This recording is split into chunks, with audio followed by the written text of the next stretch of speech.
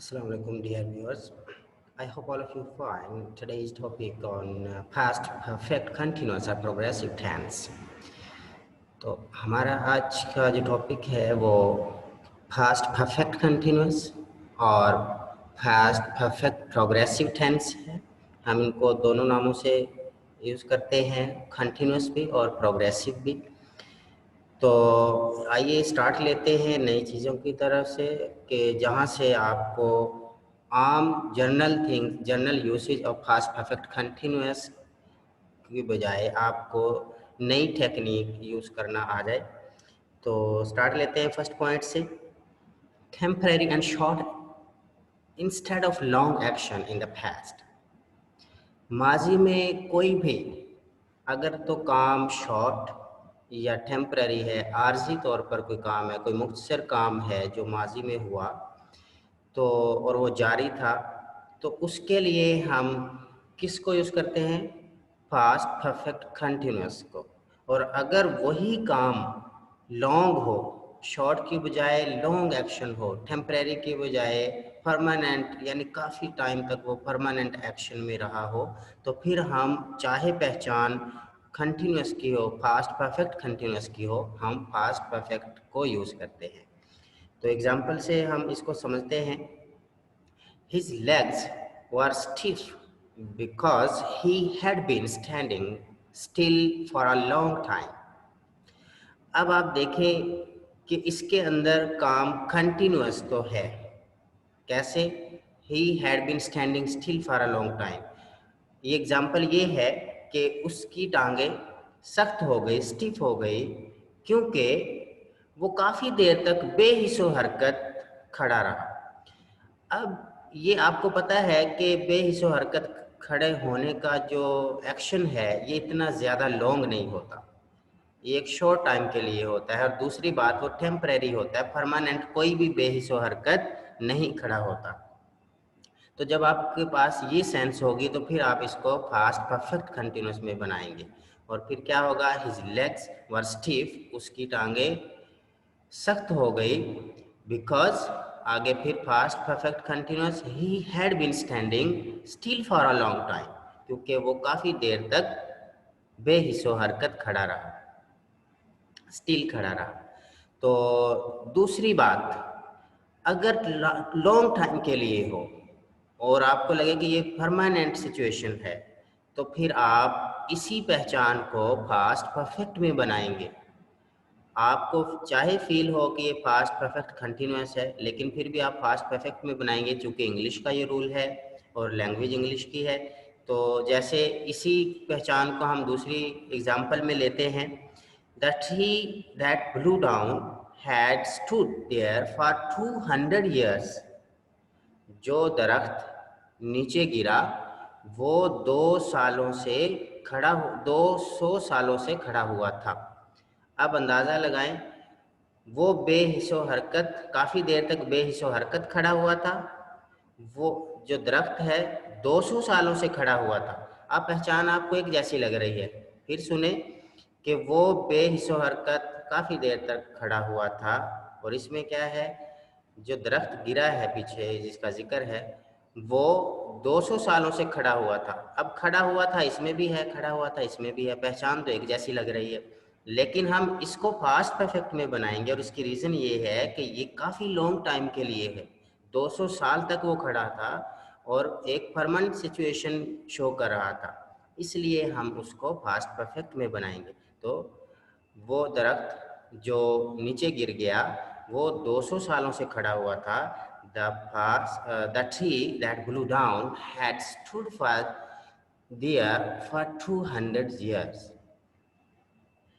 उसके बाद दूसरा यूज है, one action is completed before starting other action. यानी यहाँ पर भी आपको दो सिचुएशन मिलेंगी, लेकिन पहचान आपको एक जैसी मिलेगी और टेंसेस भी दो मिलेंगे. कैसे? अब एक काम शुरू होता है और उससे पहले कोई और भी हो रहा होता है, तो उसके अंदर दो ऑप्शन है. क्या दूसरा काम शुरू होने से पहले पहला जो काम चल रहा था वो ख़त्म हो गया? एक सिचुएशन. नंबर दो, क्या दूसरा काम शुरू होने से पहले जो पहला काम हो रहा था वो जारी था, ये दूसरी सिचुएशन। अब इन सिचुएशन को, इन सेंसेस को माइंड में रख के इंग्लिश में उनकी ट्रांसलेशन की जाती है और उसका यूज़ किया जाता है ड्यूरिंग स्पीकिंग, ताकि वो जो आप बताना चाह रहे हैं वही सेंस हो।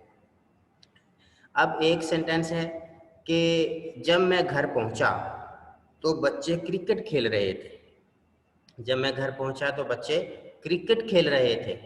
अब इसमें भी ये है कि जब मैं घर पहुंचा तो बच्चे क्रिकेट खेल रहे थे। सेम सेंटेंस है और इंग्लिश जो है इसमें वो डिफरेंस। तो ऐसा क्यों है? इसकी रीज़न क्या है? इसकी रीज़न यही है कि आपने सिचुएशन देखनी है कि जो घर पहुंचने का अमल हुआ, ये जो दूसरे नंबर पे था कि जब मैं घर पहुंचा तो बच्चे क्या कर रहे थे? क्रिकेट खेल रहे थे। अब इसमें दो सेंसेस है कि क्रिकेट उस टाइम खेलना बंद कर चुके थे या कि आपके पहुंचने के बाद भी खेली जा रही थी, वो भी कंटिन्यू ही था। जो पहला एक्शन था वो कंप्लीट हो गया था या कि कंटिन्यू ही रहा। अब आप उस सेंस के मुताबिक इसकी ट्रांसलेशन करेंगे।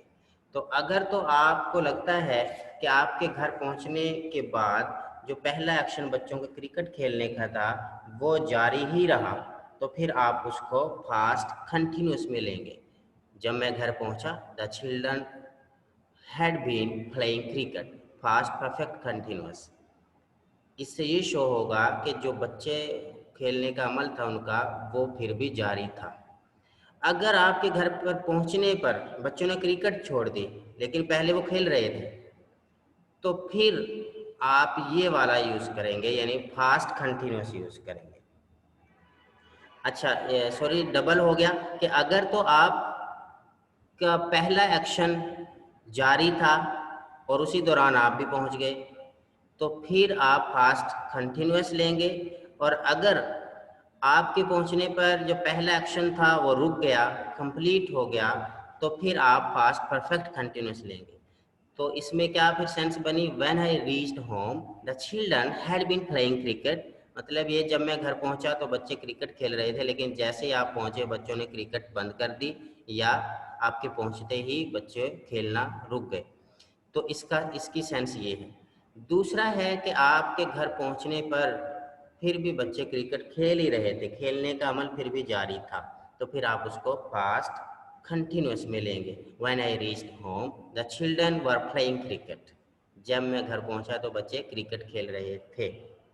अब ये दोनों सेंस के मुताबिक हमने डिफरेंट पास्ट टेंसेस को यूज़ किया है।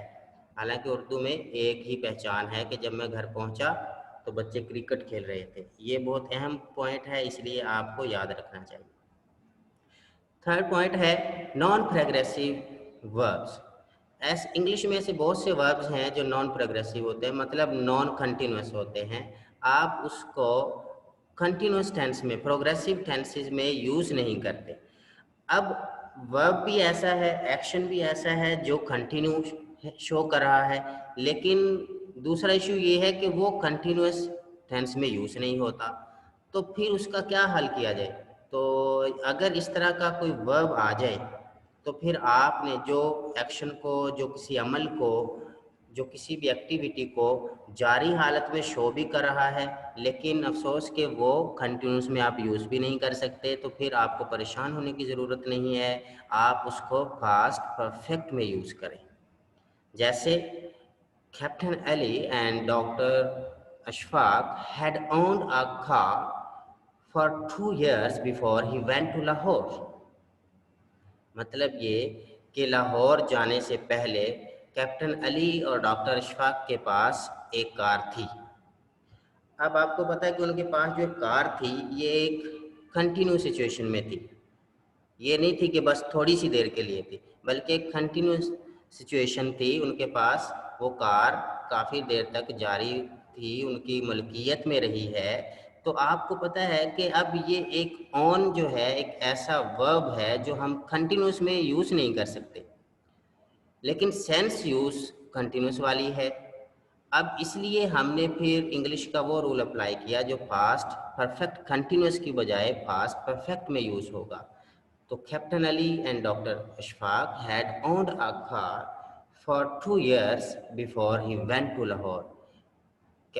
कैप्टन अली और डॉक्टर इशफाक का लाहौर जाने से पहले उनके पास एक कार थी। अब आप ये नहीं कहेंगे कि had been owning a car, वो गलत हो जाएगा। तो ये आपका पास्ट परफेक्ट कंटिन्यूस के बारे में, और इसके अगर आपको इन्फॉर्मेशन अच्छी लगे तो इसके लिए रेफरेंस अगर आप चेक करना चाहें, आप इनकी डिटेल पढ़ना चाहें, तो इसमें जेफरी लीच की बुक है, ग्रीनबॉम की है, माइकल सोन की, मार्टिन हेमिंग, ईस्टवुड फिलिप्स की और रेमन मर्फी की। आप इनकी बुक्स भी रीड कर सकते हैं, स्टडी कर सकते हैं इन रूल्स को फॉलो करने के लिए।